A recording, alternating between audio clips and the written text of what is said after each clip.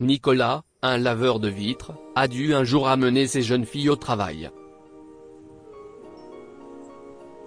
Il était en train de les distraire lorsque l'une d'elles a renversé son verre de jus de fruits sur les chaussures d'un homme d'affaires millionnaire. Le grand patron l'a appris et quelque chose de choquant s'est produit par la suite. Et, Charlotte. Regarde papa. Nicolas appela sa petite fille. Il se balançait entre le deuxième et le troisième étage de l'immeuble de bureau où il travaillait comme laveur de vitres. Ces deux filles, Jane et Charlotte, l'observent depuis le rez-de-chaussée, toujours fascinées par la hauteur. Nicolas essayait de les faire rire pendant que la corde le faisait monter et descendre. Charlotte, la plus jeune des deux, riait toujours de ses pitreries, ce qui faisait vibrer son cœur. Leur mère est morte il y a 2 ans, et elles étaient toutes les deux trop petites pour se souvenir d'elle. Devenir un père célibataire a été la partie la plus difficile de la vie de Nicolas, mais cela en valait la peine. Sa sœur essayait de l'aider, mais elle avait une carrière et des enfants qui avaient besoin d'elle. Parfois, Nicolas était donc obligé d'amener les filles avec lui au travail, en espérant que tout irait bien. Heureusement, cela faisait des mois qu'il faisait cela, et personne n'avait eu de problème parce que ses filles étaient plutôt bien élevées. Mais cette fois-ci, il aurait dû faire plus attention à elles. De petits rires sont sortis de la bouche de Charlotte, qui s'est mise à applaudir tout en tenant un gobelet de jus de fruits dans ses mains. Attention à ton jus de fruits, chérie, l'avertit-il gentiment. Il ne voulait pas qu'elle pleure si le jus se renversait. Mais quelque chose d'encore plus grave s'est produit. Sa fille de 3 ans n'arrêtait pas de rire et de bouger les bras, ce qui a fait voler le gobelet de jus de fruits de ses mains. Cela n'aurait pas posé de problème, sauf qu'il est tombé sur les chaussures de luxe d'un homme d'affaires qui était occupé sur son téléphone portable et qui s'apprêtait à entrer dans le bâtiment. Qu'est-ce que? Hurla-t-il en regardant ses chaussures. Son visage se tourna vers la petite fille qui avait renversé son verre de jus de fruits et il devint rouge de colère. En voyant Jane serrer sa petite sœur dans ses bras, Nicolas a contacté son ami, qui contrôlait la chaise Bossin. Celui-ci descendit rapidement Nicolas au rez-de-chaussée. Lorsqu'il arriva près de ses filles, il s'avança devant elles. Monsieur, je suis vraiment désolé. Ma fille ne regardait pas. Elle ne voulait pas faire de mal, s'excusa-t-il en se penchant légèrement pour mieux s'expliquer. Vos excuses peuvent-elles rembourser mes chaussures? Ce sont des Testoni. Vous allez m'en acheter une nouvelle paire? Bien sûr que non. Vous ne pourriez pas vous les offrir même si vous travailliez 1 milliard d'années sans manger, cracha l'homme d'affaires et Nicolas fut décontenancé par l'insulte. Nicolas prit le sac de ses filles et en sortit quelques mouchoirs. Laissez-moi vous aider à les nettoyer, proposa-t-il, même si l'homme ne le méritait certainement pas. Mais il devait faire quelque chose, sinon il risquait de se faire renvoyer. Ne me touchez pas. Vous et vos sales filles devez sortir de ma vue. Monsieur, ce n'est pas juste. Ce ne sont que des petites filles, se défendit-il, fronçant les sourcils face à l'homme impoli. Même s'il avait beaucoup d'argent, il n'avait pas besoin d'être aussi dur. Vous travaillez ici? Cracha encore l'homme d'affaires, qui sourit malicieusement lorsque Nicolas acquiesça. Vous ne travaillerez pas longtemps ici. J'ai rendez-vous avec Monsieur Albrecht, et je ne manquerai pas de lui faire part de cette situation. Les yeux de Nicolas s'écarquillèrent sous le choc. Monsieur Albrecht n'était pas seulement le propriétaire de l'entreprise, mais aussi de tout l'immeuble et de plusieurs autres autour de ce quartier de New York. Soudain, le supérieur hiérarchique de Nicolas, M. Rogers, arriva au pas de course. Monsieur Anderson, vous allez bien? Que se passe-t-il? Je vais dire à Monsieur Albrecht que vos employés sont négligents, inutiles et complètement impolis, dit l'homme d'affaires à l'autre homme et il entra dans le bâtiment en marchant d'un pas énervé. Monsieur Rogers les regarda de part et d'autre, et Nicolas ne put que hausser les épaules, mais ses yeux montraient tous les remords du monde.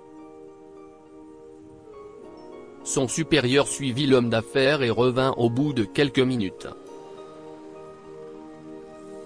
Nicolas, tu dois aller au bureau du grand patron. Quoi?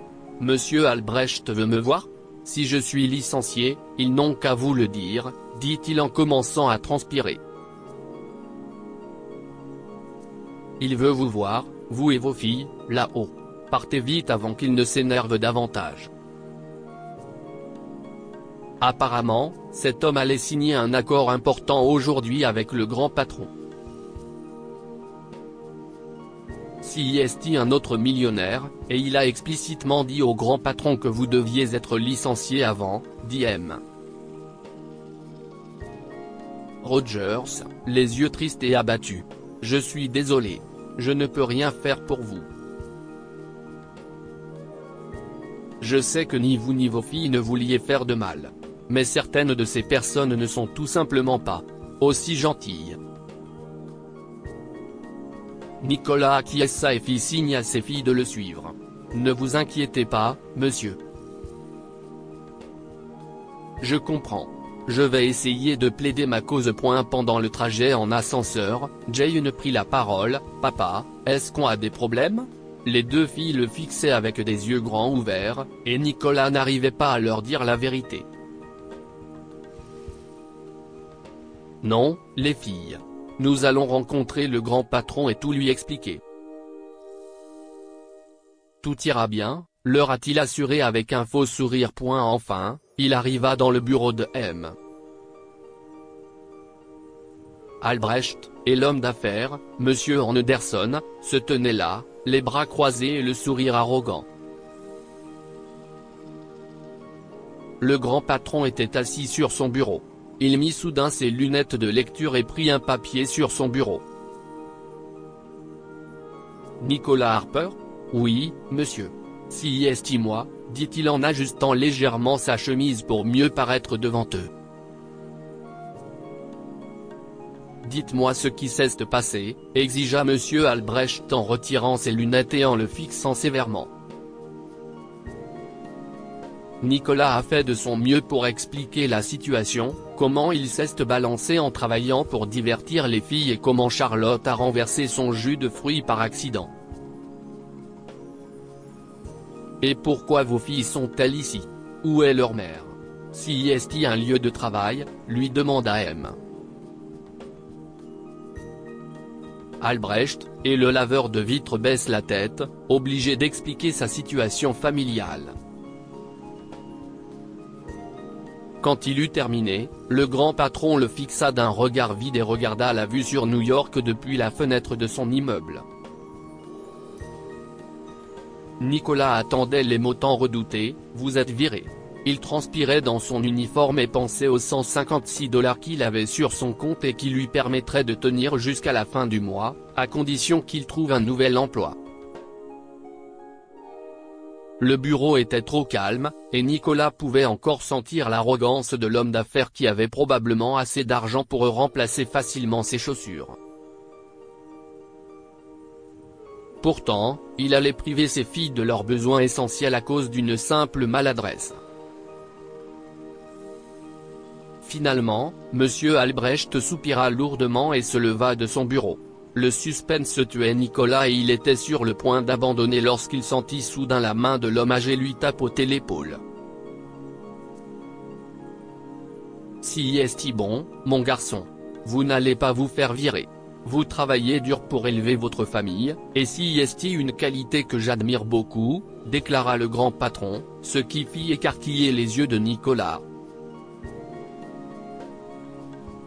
Il vit alors Monsieur Albrecht s'approcher de Monsieur Anderson, dont les mains étaient également tombées le long du corps sous l'effet de la surprise. Monsieur Anderson, vous pensez qu'une paire de chaussures est plus importante qu'un homme qui essaie de gagner sa vie pour sa famille ? Lui demanda le grand patron. Mais, bredouilla l'homme d'affaires. Mais quoi ? Vous êtes entré dans ce bureau avec une attitude démesurée, exigeant que je licencie un employé sérieux et loyal pour une chose aussi stupide, et vous pensiez que j'allais vous écouter ? Je suis parti de rien. J'ai construit cet empire avec de la sueur, des larmes et du sang. J'ai tout fait pour ma famille. Et vous le faites pourquoi ? Pour vous vanter d'avoir des vêtements hors de prix ? Notre accord est rompu. Mon entreprise ne travaillera jamais avec des gens comme vous. S'il vous plaît, sortez d'ici, déclara M. Albrecht, choquant Nicolas. Puis Monsieur Albrecht se tourna vers Nicolas. Et, si jamais vous en avez besoin, vos filles peuvent rester ici pour que vous puissiez travailler en toute sécurité. J'ai des petites filles, alors je garde des livres de coloriage ici et elles peuvent regarder la télévision ou dormir ici aussi, lui assura le grand patron. Maintenant, vous pouvez retourner à votre travail. Nicolas s'inclina presque devant le grand patron, le remerciant de sa compréhension, et il sortit de son bureau avec les filles pour continuer sa journée de travail. Mais à partir de ce moment-là, il montait les laisser dans le bureau de M. Albrecht, et elles adoraient ça, surtout quand Nicolas nettoyait les fenêtres juste à l'extérieur et qu'elles pouvaient enfin le voir de près, de si haut. Il les saluait et leur faisait des grimaces, et de temps en temps, il voyait le grand patron sourire lui aussi.